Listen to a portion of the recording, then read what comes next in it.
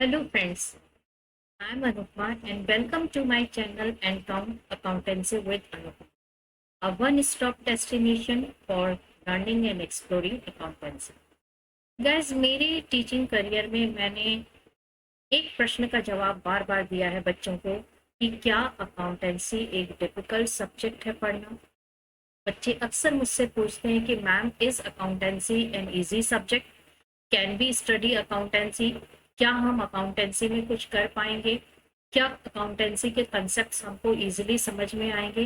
क्योंकि उन लोगों ने बहुत लोगों से सुना हुआ होता है कि अकाउंट्स जो है वो इजी सब्जेक्ट नहीं है। तो गाइस, आज का वीडियो मैंने इसी टॉपिक पे बनाया है कि is accountancy a difficult discipline to study.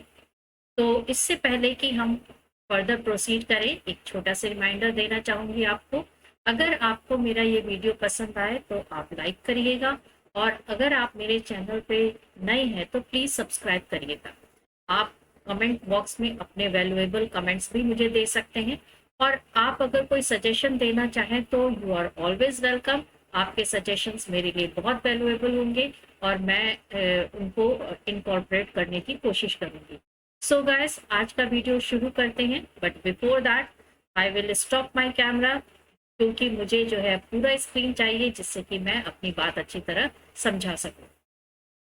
So guys, जो पहला प्रश्न उठता है वो है कि is accountancy an easy subject to study. तो देखिए, मेरा ये मानना है कि अगर आप किसी सब्जेक्ट को समझने के लिए पढ़ते हैं तो वो चीज आपको हमेशा याद रहेगी, उसके कॉन्सेप्ट्स हमेशा याद रहेंगे। लेकिन अगर आप उस सब्जेक्ट को इस डर से पढ़ते हैं कि कहीं आप भूल ना जाए, तो आप समझने की कोशिश नहीं करके, यानी आपका फोकस समझने की तरफ ना होकर के रटने की तरफ होता है। तो जब आप कंसेप्ट को रटते हैं तो उस समय तक तो वो कंसेप्ट आपको याद रहते हैं, लेकिन एक टाइम के बाद वो कंसेप्ट आप भूल जाते हैं, और फिर आप स्ट्रगल करते हैं और दोबारा आपको डर लगता है कि ये चीज वापस याद करेंगे फिर भूल जाएंगे, तो आपको वो सब्जेक्ट जो है वो डिफिकल्ट लगना शुरू हो जाता है। So if you study to remember you will forget, but if you study to understand you will remember. तो आप इसलिए पढ़िए कि आपको समझना है। कंसेप्ट्स को समझेंगे तो आप कभी नहीं भूलेंगे और फिर डर भी नहीं रहेगा। एक चीज जो बहुत जरूरी है अकाउंट्स पढ़ते हुए वो है logical mind and problem solving attitude. Gas, mind हमारा एक ऐसा एबिलिटी रखता है कि हम जो है इसको ट्रेन कर सकते हैं लॉजिकली सोचने के लिए। अब आप कहेंगे लॉजिकल माइंड का मतलब क्या होता है? मतलब ये होता है कि जब कोई प्रॉब्लम आपके सामने आती है तो आपका दिमाग जो है वो चलना शुरू होता है, यानी दिमाग की बत्ती जो है वो जल जाती है और सोचना शुरू करती है कि इस प्रॉब्लम से कैसे निकला जाए। यही होता है लॉजिकल माइंड। तो अगर आप अपने माइंड को ट्रेन करते हैं लॉजिकली सोचने के लिए, तो ये जो है आपका लॉजिकली सोचना शुरू करेगा। और माइंड में एबिलिटी होती है कि आप इसको जितना ज्यादा यूज करेंगे ये उतना ही तेज होगा, तेज बन जाएगा और उतना ही शार्पन होता जाएगा। लेकिन अगर आप अपने माइंड को यूज करना कम कर देंगे तो धीरे धीरे ये डल हो जाएगा। तो एक चीज जो आपको करनी है वो है कि अपने माइंड को ट्रेन करिए, और आप जब अकाउंट्स पढ़ रहे हैं तो सब्जेक्ट्स को अंडरस्टैंड करने के साथ लॉजिकली भी सोचना शुरू करिए। सेकेंड जो एक एबिलिटी हमें चाहिए वो है complex set of skills and abilities. मतलब कि आप कंसेप्ट को समझें, अंडरस्टैंड करें, नॉलेज को गेन भी करें और फिर उस नॉलेज को अप्लाई करें। यानी कि नॉलेज आपके पास है लेकिन आप अप्लाई नहीं कर पा रहे हैं, तो वहां पर एक लैगिंग होती है और वहां पर आपको थोड़ा सा स्ट्रगल करना पड़ता है। अक्सर देखा गया है कि बच्चे कंसेप्ट्स को भी समझ जाते हैं, उन्हें याद भी रहता है, लेकिन जब अप्लाई करने का टाइम आता है तो उनको समझ में नहीं आता कि इसे अप्लाई कैसे करना है। तो अगर आप अपने अंदर ये स्किल डेवलप कर लेते हैं तो अकाउंट्स आपके लिए डिफिकल्ट नहीं है। थर्ड जो एक बहुत ही इंपॉर्टेंट क्वालिटी होनी चाहिए वो है अटेंशन। गैस, आप वैसे कोई भी सब्जेक्ट पढ़ेंगे तो हर एक सब्जेक्ट में अटेंशन देना जरूरी है, लेकिन अकाउंट्स में आपको अटेंशन जो है हर एक डिटेल की तरफ देना होता है। क्योंकि अकाउंट्स में जो आपको प्रॉब्लम्स दी जाती हैं वो कई बार इतनी बड़ी बड़ी होती हैं, न्यूमेरिकल क्वेश्चंस दिए जाते हैं इतने बड़े बड़े होते हैं कि आप एक डिटेल तो देखते हैं लेकिन दूसरी डिटेल को भूल जाते हैं। तो एक्सीलेंट अटेंशन होना चाहिए जिससे आप ईच एंड एवरी डिटेल को जो है ग्रास्प कर सके, याद रख पाए कि आपको क्या क्या इंफॉर्मेशन दी है और इस इंफॉर्मेशन से हमें कैसे आगे क्वेश्चन सॉल्व करना है। Last but not the least is understanding the basic concept and regular practice make it easy. यानी अगर आप कंसेप्ट को समझते हैं और बेसिक कंसेप्ट को समझते हैं तो अकाउंट्स के फंडामेंटल से स्ट्रांग होंगे। आप रेगुलर प्रैक्टिस करेंगे तो आपको चीजें याद भी रहने लग जाएंगी। आपको कहा जाता है ना कि practice makes a man perfect. तो जितनी ज्यादा प्रैक्टिस करेंगे परफेक्शन उतना ही ज्यादा आता जाएगा। तो आप कंसेप्ट को अंडरस्टैंड करिए, आप रेगुलर प्रैक्टिस करिए तो आपके लिए अकाउंटेंसी इजी सब्जेक्ट होगा। तो गाइस मेरा ये मानना है कि अगर आप लॉजिकल माइंड रखते हैं या अपने माइंड को ट्रेन करते हैं कि वो लॉजिकली सोचे, अगर आप अटेंशन रखते हैं और हर एक डिटेल पे अटेंशन देते हैं, अगर आप नॉलेज गेन करने के साथ नॉलेज को अप्लाई करने का स्किल भी सीख जाते हैं और आप रेगुलर प्रैक्टिस करते हैं तो अकाउंटेंसी आपके लिए डिफिकल्ट सब्जेक्ट बिल्कुल भी नहीं है। आप अकाउंटेंसी को पढ़ना एंजॉय करेंगे और बल्कि आप लोगों को रिकमेंड भी करेंगे कि अकाउंटेंसी मेन सब्जेक्ट ले। जो दूसरा प्रश्न बच्चे अक्सर मुझसे पूछते हैं वो है कि व्हाई टू स्टडी अकाउंटिंग।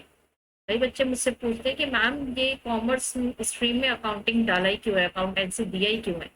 तो गाइस अकाउंटिंग पढ़ाने का एक जो रीजन है वो ये है कि you can set yourself up to become an entrepreneur. आप अपना बिजनेस शुरू कर सकते हैं। कई बच्चे मुझे कहते हैं कि बिजनेस शुरू करने के लिए तो पैसा चाहिए और बिजनेस स्किल चाहिए। हमारे पास अगर ये दोनों है तो हम बिजनेस शुरू कर लेंगे, फिर अकाउंटिंग हम क्यों पढ़ें, क्यों अकाउंटिंग बुक्स मेंटेन करना हम सीखें, हम अपने यहाँ किसी अकाउंटेंट को हायर कर लेंगे। तो गाइस ऐसा आप जरूर कर सकते हैं, लेकिन मेरा ये मानना है कि इनिशियल लेवल पे जब आप अपना बिजनेस शुरू कर रहे हैं तो बिजनेस के फंडिंग की पूरी नॉलेज आपके पास होनी चाहिए।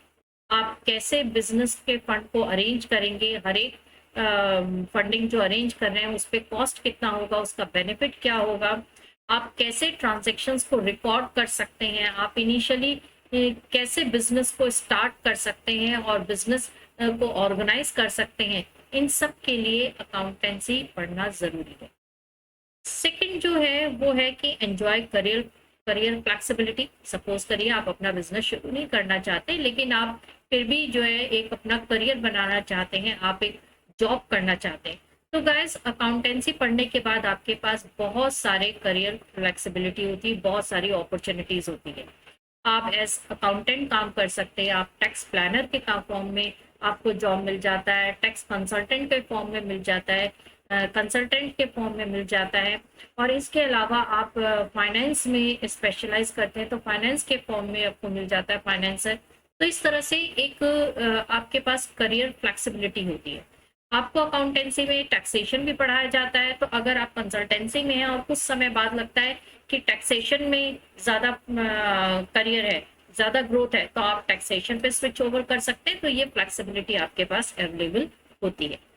थर्ड जो है वो है be part of a resilient industry.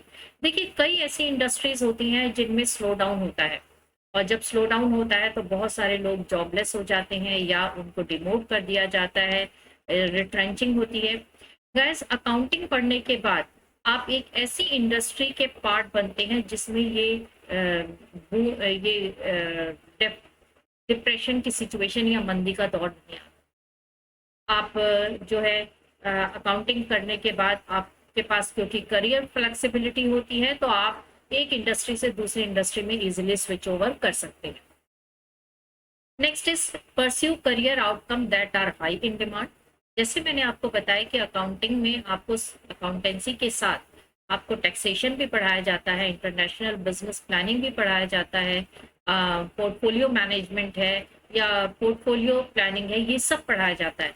तो आप जो है एक ऐसा करियर परस्यू कर सकते हैं जिसकी डिमांड बहुत ज्यादा है। मैनेजमेंट अकाउंटिंग है वो भी that is a part of accounting. तो मैनेजमेंट अकाउंटिंग में स्पेशलाइज करने के बाद आपको काफी हायर पोस्ट मिलती है और बहुत जगह आपको करियर ऑप्शन मिलता है, बहुत जगह जॉब ऑप्शंस होते हैं।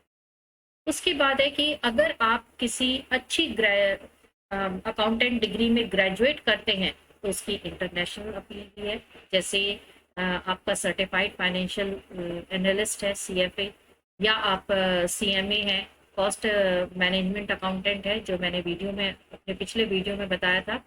तो ये सारे करियर ऑप्शंस आपके पास अवेलेबल होते हैं, इनकी इंटरनेशनल अपील होती है और आपको इजीली जॉब मिल जाता है।